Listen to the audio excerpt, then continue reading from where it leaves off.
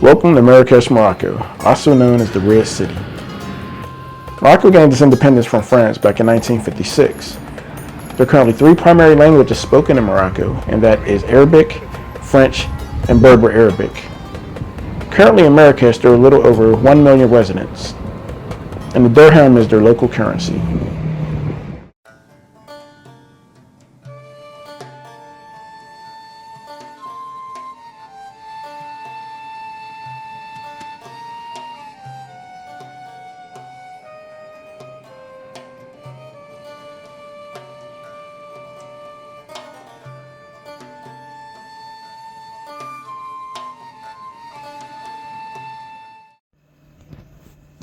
Alright guys, this is the Airbnb in Marrakesh. This is the bathroom. Everything's like automated in here, so as you can see here, there's this button. Press the button. Lights up the mirror. Then this is the bathroom. You can see that. Then this is the apartment here in Marrakesh. Table. Wall painting. This TV is pretty cool. It's like a portrait or a wall painting, but it has everything that you need, like there's a TV in there as well. Other little amenities here, the kitchen, stainless steel, washer, dryer.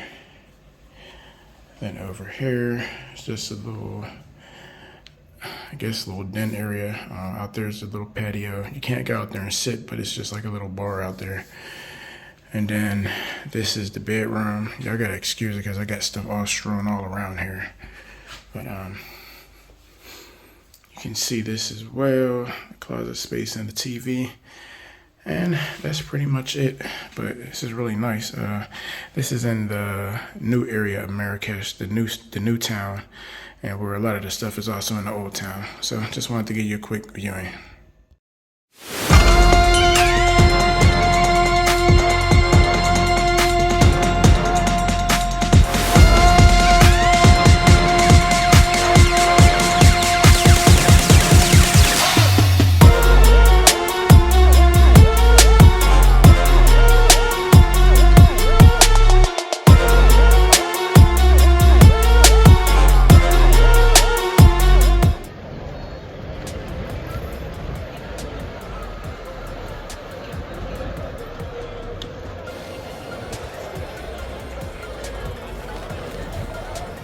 Welcome to Jemma El FNA Square. Jemma El FNA Square is the largest market in all of Marrakesh, and it's also the busiest market in the entire continent of Africa.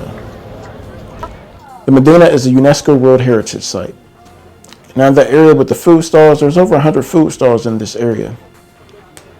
Now to tell you a little bit about this area, inside of the Medina, it's almost like a walled city. Think of it almost like a prison. It's surrounded all by walls. I think it's about maybe 16 miles of walls. And inside of that area, there is the square that you've seen in a minute ago, but there's also like a bunch of winding walkways, streets, paths, narrow paths and walkways. And also in the area, there's a bunch of stores where you can buy souvenirs, antiques, food, just an endless overload of things that you can buy and purchase in this area.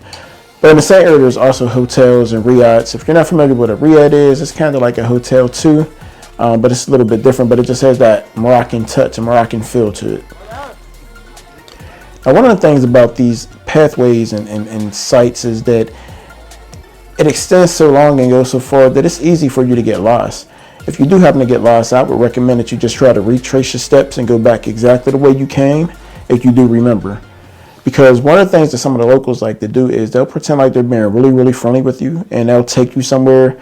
And they'll purposely and intentionally try to get you lost. And then once they get you lost, they'll aggressively demand money from you for them to take you back to where you came. And nobody wants to experience that. Nobody wants to do that feeling like they're lost. So it's best to just venture out on your own, or if you could do a tour or something of that nature. Another one of the issues that happened to me while I was there is I had read up on it in advance, but in Morocco, they really don't like you taking photos or videos of anything. Obviously, you know, I do this YouTube channel, so that was going to be a problem for me. So what I ended up having to do is I had to use one of my small miniature cameras. And what I had to do was hold it in my hand, and I put it down to my waist. and I held it in my hand down by my waist as I was walking around and tried to obscure and cover it up as much as I could with my hands and my fingers, and that way nobody would be paying attention or looking down that far, and so I was able to walk through the market without being noticed. Having said that, now there was another day in which I did get noticed. It was in the daytime when I took some videos. There were some snake charmers out there, and I tried to record the snake charmers just walking by without them knowing, and one of them noticed me, and he came up to me aggressively and confronted me about taking a video. He even grabbed my arm, and when he grabbed my arm, I kind of shrugged it away from him, even though he still had held on, and I just kept walking and ignoring him.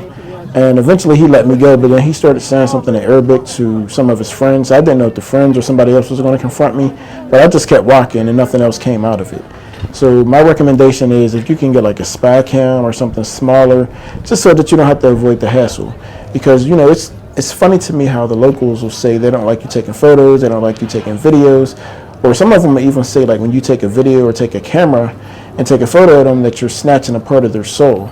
The funny part to me is that they say that, but if you give them money, all of a sudden all that goes out of the window. So you have integrity about people taking your photos or your videos, but if they give you money, then all is forgiven. So that's a little bit tourist trap, scammy type of things that I don't like when you're going on a trip there. Now in these areas, there's like souks and markets and things of that nature. Like I said, there's an endless onslaught of things that you can buy and that you can purchase. And one of the things that the merchants will do there is they like to haggle. So if you're not familiar with what haggling is they'll come up with this ridiculous price for something, and you have to go back and forth with them to bring down the cost of it. So let's just say if they said something was 100 dirham, I don't know, maybe you can negotiate with them and get it for 50 dirham or 70 dirham, but you have to go like back and forth with it. Never once did I do it. I just don't like to be bothered with all that. Like, whatever the price is, let me know what the price is, let me purchase it, and let that be that. I don't feel like going to the table as if I'm negotiating with like Iran or somebody for a nuclear deal.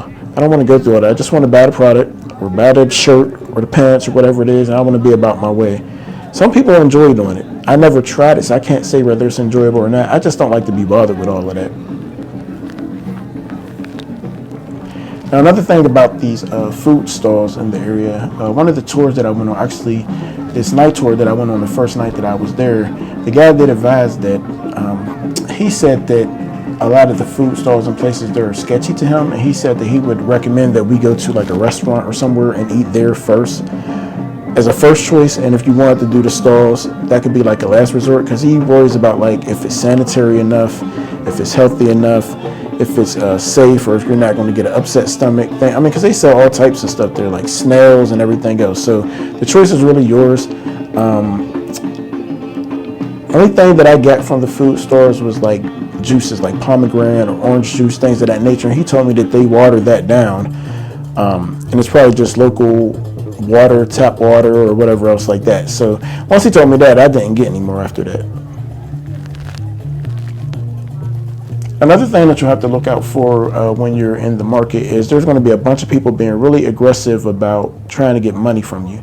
And, you know, I don't mind helping anybody out or giving them money, but after a while it does get a little bit frustrating, because some people can be very, very aggressive and keep pursuing you and keep following you after you said no.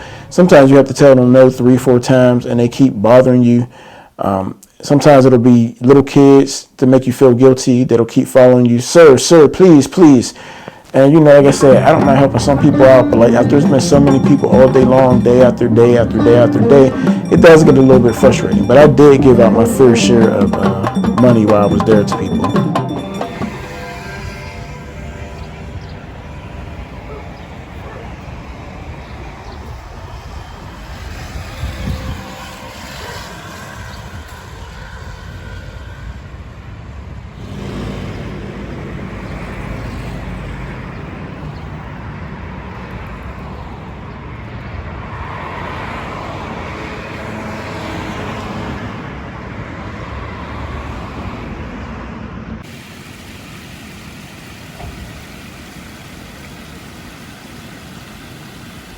Now, on my way to try to go and get a haircut. I brought some clippers, but I guess they're not compatible with the electrical circuits here. So my clippers just started smoking, and I think they're dead now. Try to get my haircut real quick, get something to eat. I do have a food tour tonight, and for health. whatever, district, and the market there. That's at 9, I think from 9 to 12 midnight, I want to say. So we'll be trying a bunch of different restaurants and a bunch of food, and I'll be showing you all that later. Enjoying it here so far, as expected. It's very hot here, humid at times, but honestly, I've been wore out and just tired from just all this walking and doing things. I've been trying to avoid taxis because they like to scam and overcharge or double charge what they're supposed to.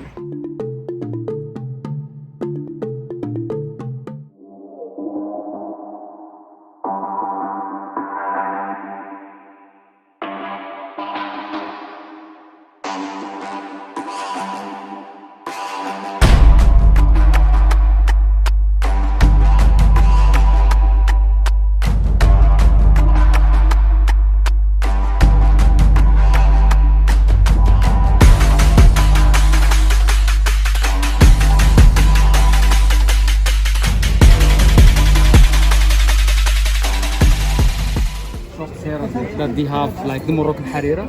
So harira, it's one of the very special meals that we have, especially during Ramadan. So all the families, they prepare it for Ramadan. So to break the fasting with dates. So normally we have it with dates, and the kind of cakes is called shabrakia. We will show it to you later. And what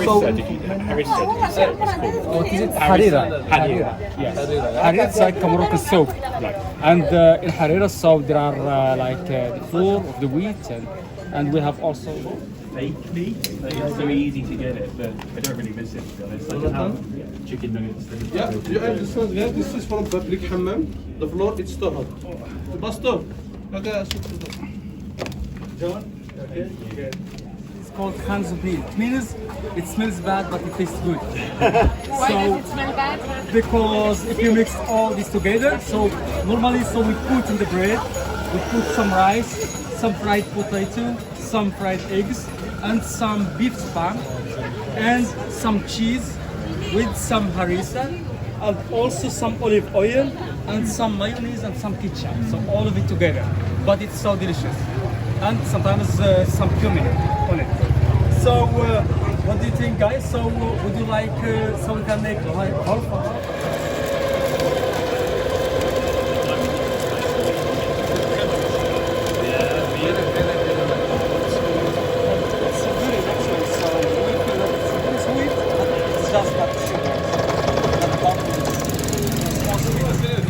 over here, so you can see that this olive is different from this olive.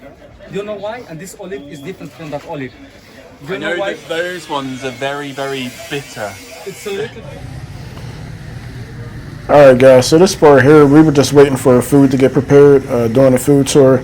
Like I said, this is one of the winding streets or alleyways or whatever that's inside of the Medina and the souks and all. It's just countless, endless motorcycles and traffic.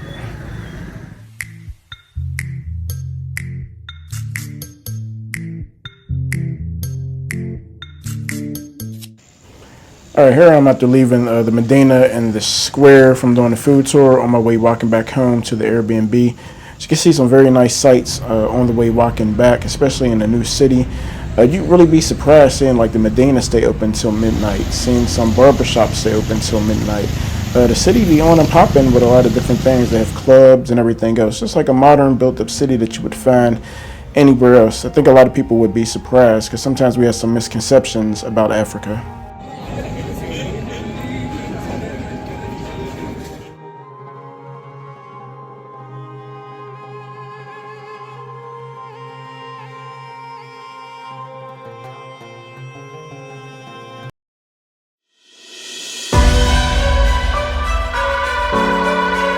Alright guys, so next up I took a day tour. Took most of the day, maybe till about 4 p.m. we got back. They picked us up from my Airbnb. Some of the places we went was Asni Village, 8 Mazan, Emlil Village. They fed us, went to Agafay Desert, and we also rode some camels. Now one of the highlights of the tour, we were supposed to also go paragliding, and unfortunately due to the weather, that was canceled.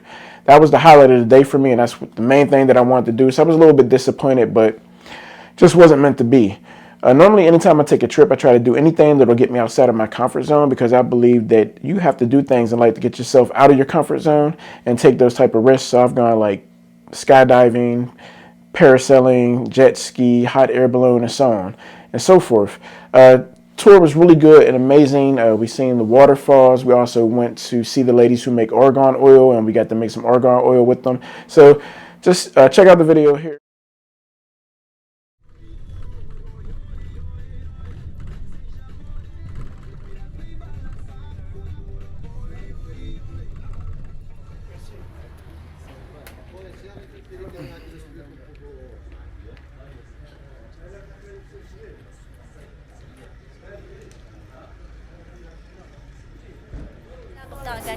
This is the dry fruit from Argentry. This is the dry fruit from Argentry. The Argentry is found between just Moroccan three cities. Argentry is found between just Moroccan three cities. L'arbre d'Argentry, on a trois villes, le Maroc et le Monde. Trois villes. Okay, Agadir, Sawira, Taroudant. This is the three cities. Yeah. And for how make argan oil, we have different.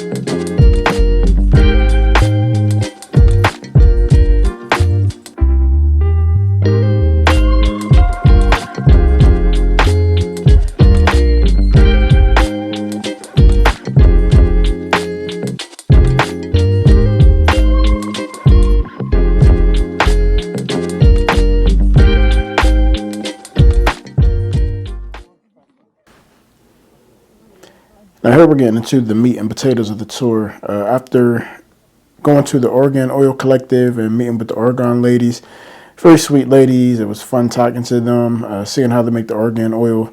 I will say that the argan lady who was giving us a tour and was explaining everything to us, she also tried to sell us argan oil products. I mean, there was a ton of them, soaps and everything else. I will say she was very, very aggressive about trying to sell those things. She seemed all sweet and kind and innocent, but she was like a secret killer silent assassin when it came to selling those products.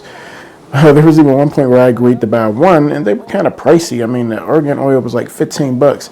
She tried to, I was kind of unsure about the second item. She was like, sure, you want this one too, and she just takes it and puts it in my bag. And so when she wasn't looking, I took it back out of the bag and put it back on the shelf. But besides that, I mean, very sweet ladies, had a good time there. It was also interesting learning the difference between the two different types of argan oil, the type that you can use for like hair, body, skin, and then the other type that is edible. We had used some argan oil that was edible that you dip your bread into, and it was like different flavors. I think one was like a garlic type one was like a honey, one was like a peanut butter type one.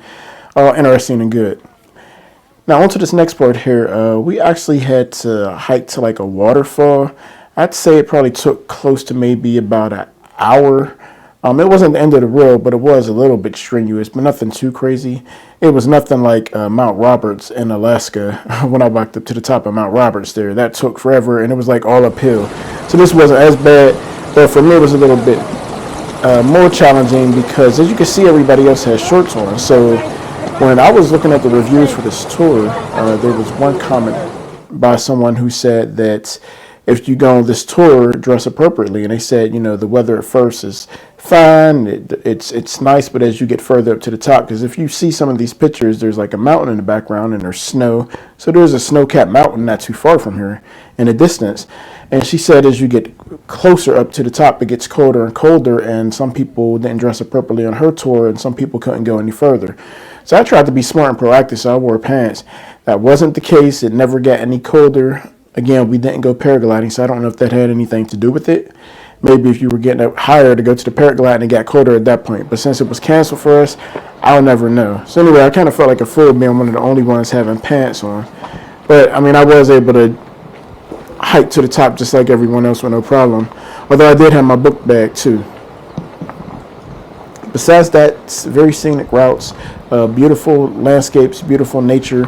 It's just moments like this when you're with the wildlife, when you're with the beautiful trees and the backgrounds and the mountains in the background. I mean, this is just, to me, this is just perfect. And it just makes you appreciate nature. It makes you appreciate life.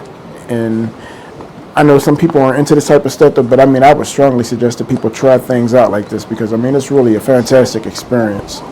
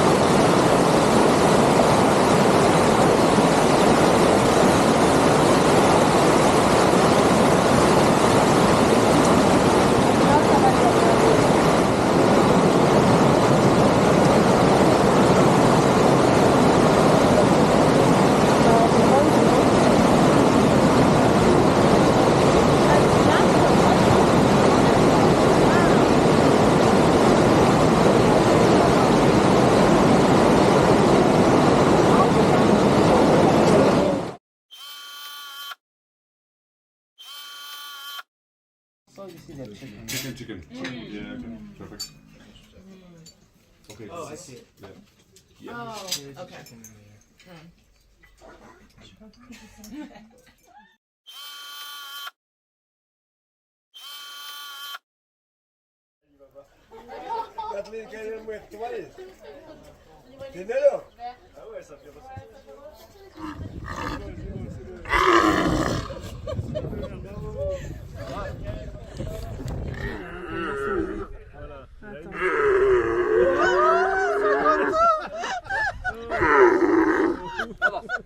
Allez, Sophie. Allez, allez, vas-y. Attends, pas moi, vas-y, S'il vous vas-y. plaît. Allez, vas-y. Deux personnes.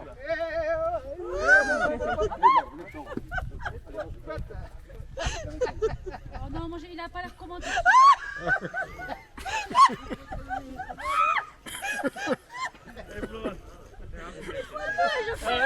Va pas loin, hein. On reste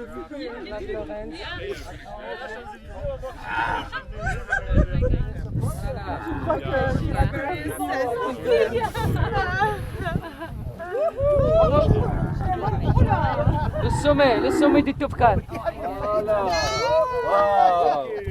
Aïe, aïe, aïe. Camel ride was a lot of fun. I did ride a camel before previously at Phoenix Zoo, but I was on like a platform and a camel walked up to the platform and all I had to do was put my legs over.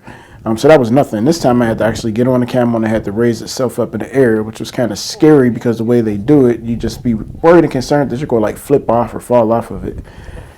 Getting on wasn't as bad, but getting off, the other camels for the other people got off all slow, let down their legs slow, but my camel dropped it like it's hot, super fast, and so like I screamed because I thought I was going to fall off of the camel. Besides that, the camels were a lot of fun. They were pretty cool, except for them two camels that were like grunting. Like, I don't know what that was about. I kind of was wondering, like, were they agitated or irritated, or is it because they are being mistreated or happy because they just live their lives riding people all the time? I don't know, but I was just curious as to, you know, why they were making that noise. Next up is M Square. I actually found M Square by accident doing a Google search. I was trying to find a place, like I said earlier, to get my beard and haircut. So I found this place, and it's like an upscale outside mall area. Has a bunch of shops and modern apartments in this area. I walked around some, checked it out. It's kind of empty, but one thing that's amazing is just how late some of these places stay open until. So I actually found my barbershop, and it was this one here called Man's Beard. It was very upscale inside. I thought it was going to cost a lot, but it only cost about $27 for my hair and beard. After that, I left, and I just spent my final whiny hours of my final day just walking around Marrakesh some as I leave for SOR tomorrow. Here at the bus station in Marrakesh, about to catch the bus to the port town of SOR, whatever you said. Bus leaves in about 20 minutes. The bus ride costs about $12 for first class, and I sit in the front.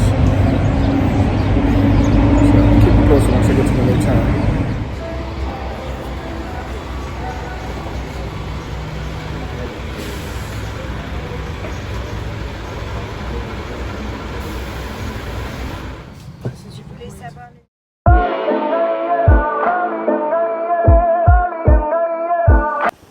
Alright guys, so next episode is episode number 50.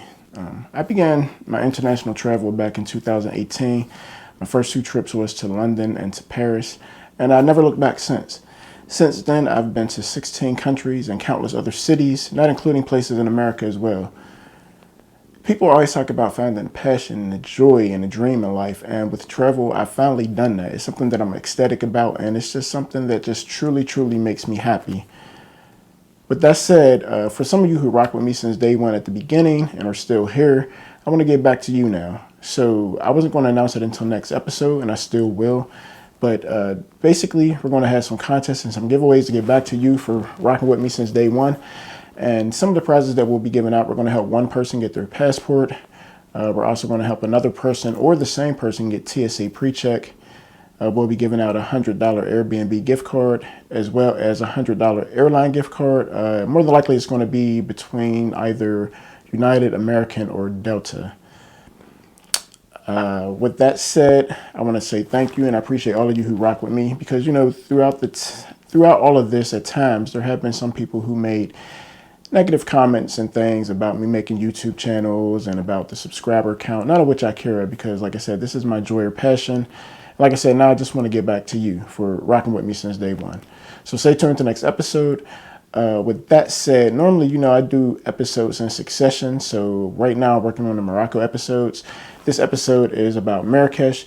So that means the next episode, number 50, this will be like interviews, recap of the travels over the past 5 years. The contest, the giveaways. So the next episode won't be about Morocco, but episode 51 will be about SOR, and episode 52 will be about Agadir, Morocco. So stay tuned as always. Still have a lot of content for you, and hopefully the next 5 years will be as great as the first 5.